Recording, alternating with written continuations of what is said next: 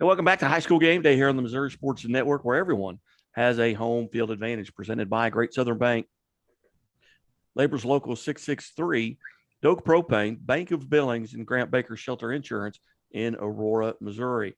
Go north once again, the second time to the show 5 weeks ago, and is still unbeaten head coach at Windsor, Jake Vencill. And Coach 6-0 on the season. And last time we visited, you were, I believe, 2-0. Talk about these four games since with Midway, Callaway, Wellington, Napoleon, all big wins for you. Yeah, I've definitely been proud of how our team has developed throughout the season. You know, like we talked about before, we just really focus on the process and getting better each and every week.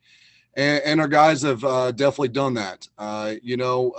Through this time, we've faced a little bit of adversity, as you always do throughout every season. In our game at University Academy, we lost Dalton, who is possibly, one of the best two-way players in Class 1 football. We lost him in that game, and we had a ton of guys that stepped up and made plays for us. So really proud of how we were able to come together as a team and have other guys. Dalton had been definitely leading the show for us, but we had other guys that stepped up and made really big plays in that game. Then we rolled into homecoming week.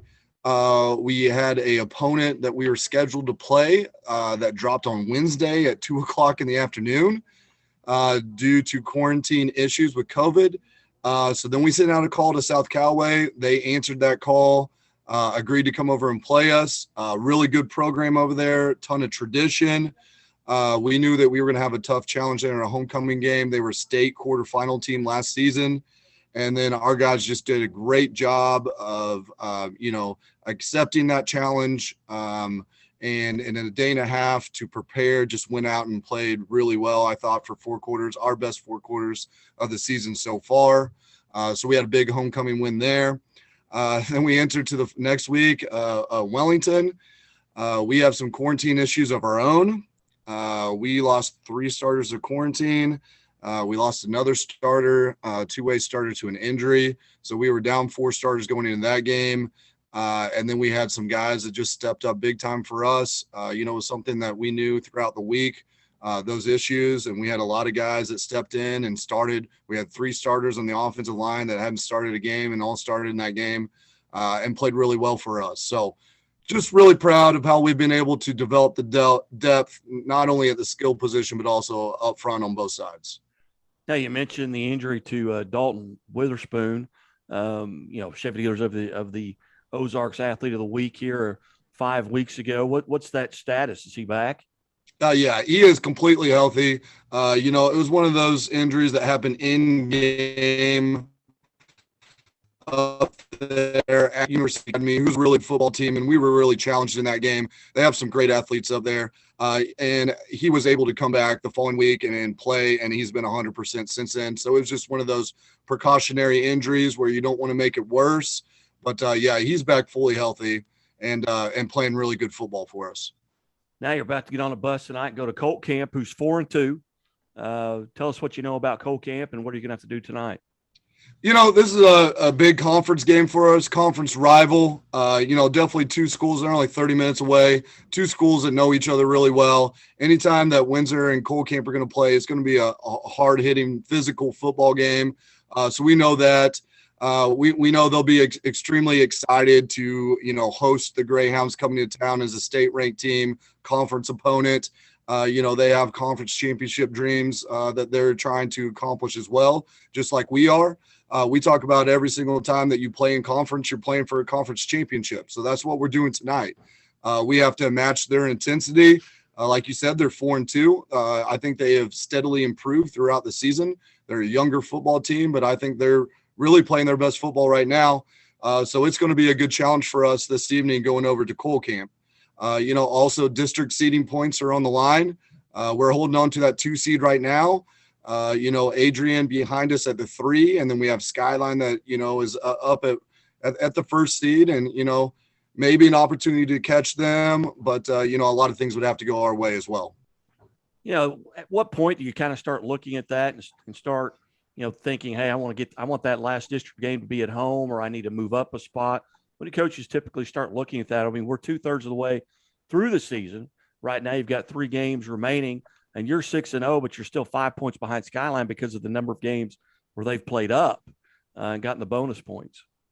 Yeah, it's something that you're aware of throughout the season. You're always checking your points. You want to see where you're at as far as standings. But, it's also something that you can only control the controllables, your schedule, who you play, how you prepare each week. I mean, that's what we focus on. Now, do you look at that and see, project possible matchups? Yes, you're always checking those things as a coaching staff, okay, and how that could shake out as far as districts. But really, like you said, Skyline plays in a big conference. They play a lot of Class 2 teams. They did very creative with their non-conference schedule, playing Springfield Central, who's a Class 5 opponent. So, they got a lot of points for playing up. And, it'll be tough to chase them down. If some things go our way, that's a possibility. Right now, we just have to focus on taking care of our business. We have Cole Camp tonight. We finish up our conference play in the West Central Conference with Tipton next week.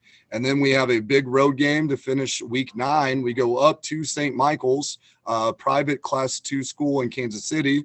We have some really good athletes. I hear a Division I recruit at receiver. So we know we'll be challenged there heading into district play. And I'm looking at your district, maybe the toughest Class 1 district in the state. You've only got one team in your district with a losing record. Everyone else is above 500. Yeah, it's definitely a very tough Class 1 district.